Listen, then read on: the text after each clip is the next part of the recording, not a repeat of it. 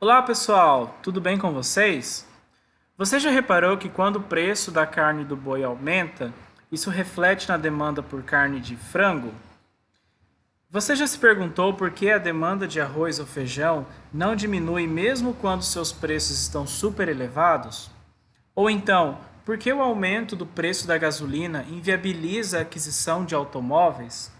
Se não sabe essa resposta, então fique aqui comigo, pois hoje falarei sobre bens substitutos e bens complementares. Eu sou o professor Felipe e sejam bem-vindos ao meu canal. Mas antes disso, não se esqueça de seguir e de dar o like no vídeo. Aproveite e compartilhe este conteúdo com seus amigos que também estão estudando economia, certo? Então vamos lá. Bens substitutos. Bom, pessoal, bens substitutos, eles são facilmente compreendidos porque são aqueles bens que podem ser trocados um pelo outro e manter o mesmo nível de satisfação do consumidor. É o caso da manteiga e da margarina. Ele tem o mesmo propósito, né? O café e o chá, o carro e a moto.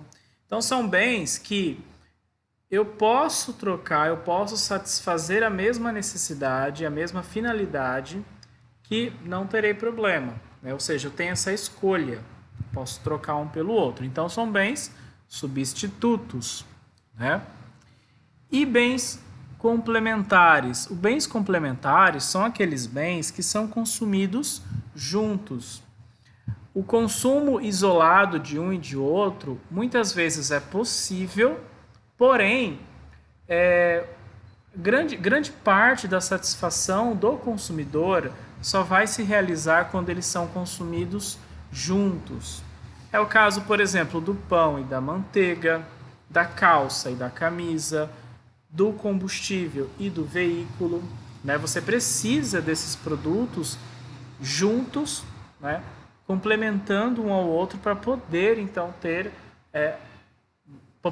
maximizar o seu nível de satisfação. Então eles são bens complementares, né? Um complementa o outro. Agora, em termos práticos, o que isso traz para a gente, né? Para a gente entender de mercado. Então vamos lá. Bens substitutos. Imagine aqui você tem um produto A, né? Esse produto A ele tem um bem substituto, né? E o que acontece? Se o preço deste produto A aumenta, consequentemente, a demanda, né, a quantidade demandada do produto B, que é o seu substituto, também vai aumentar.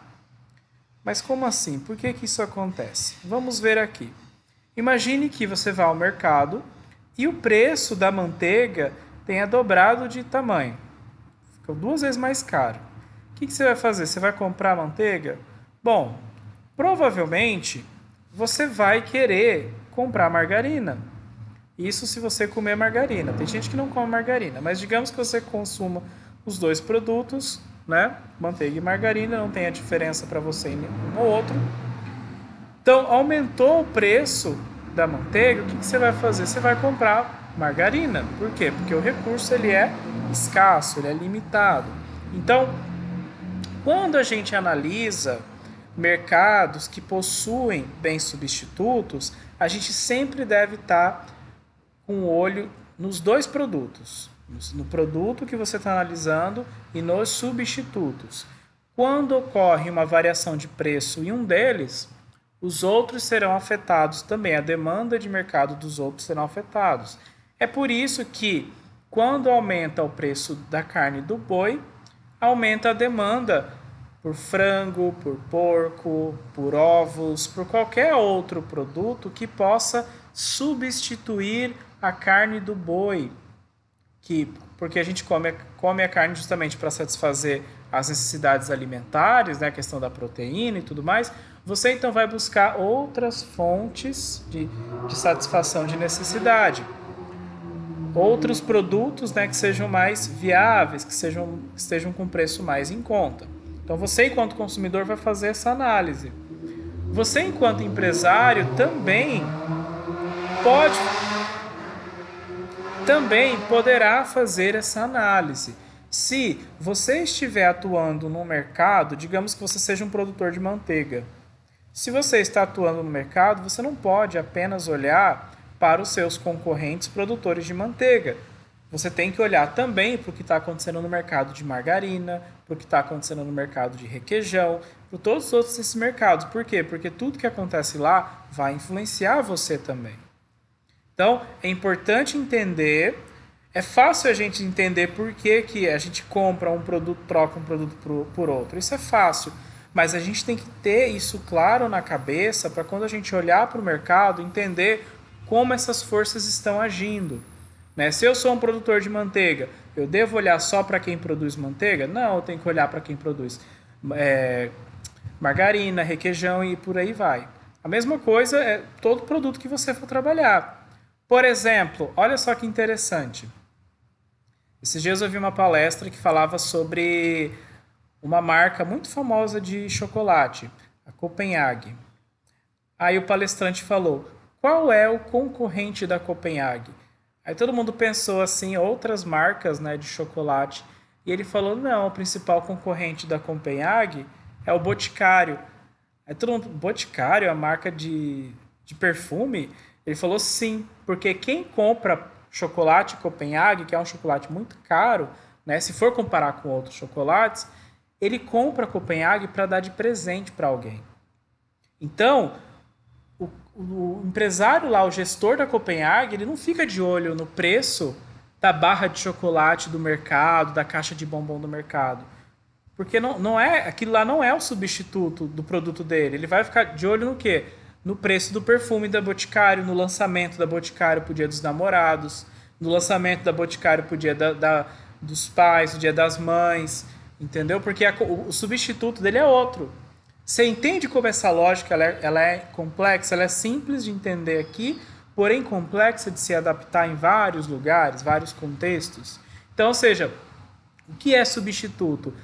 Muitas vezes não tem nada a ver com o produto em si, tem a ver com a necessidade que esse produto está atendendo, né?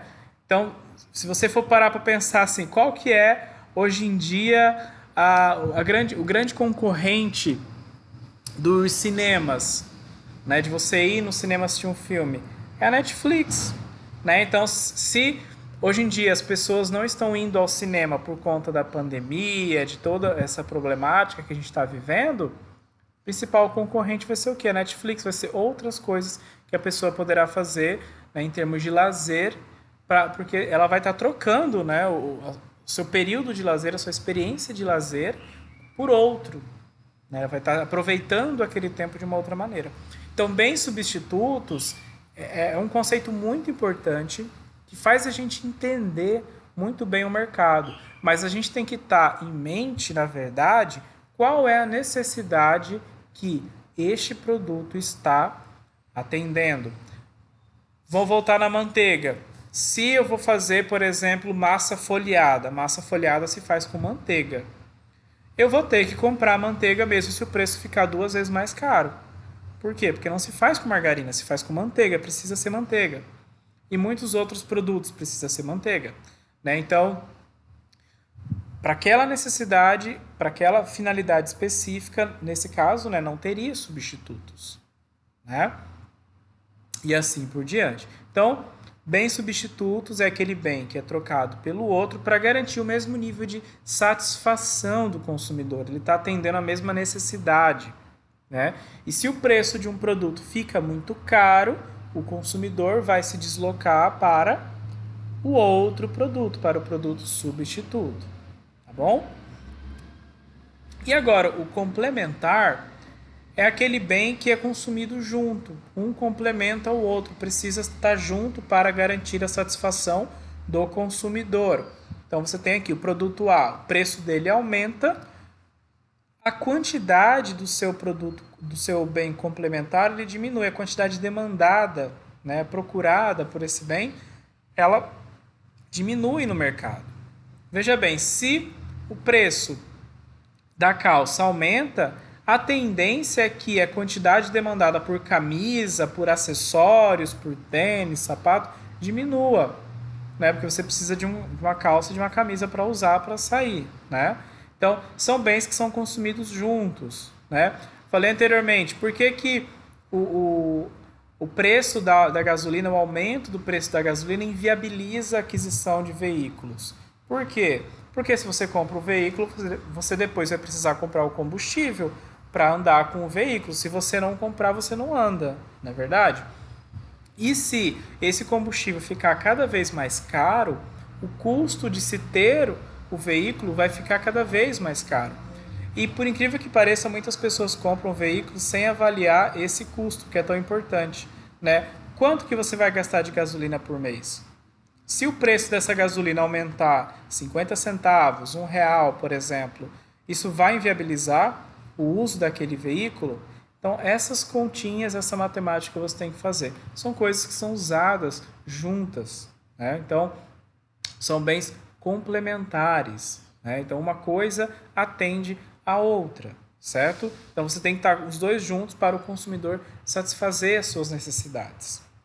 Beleza? Então, pessoal, esses são os conceitos, né, de bens complementares e bens substitutos e como que eles influenciam de uma certa forma o mercado e as decisões dos consumidores.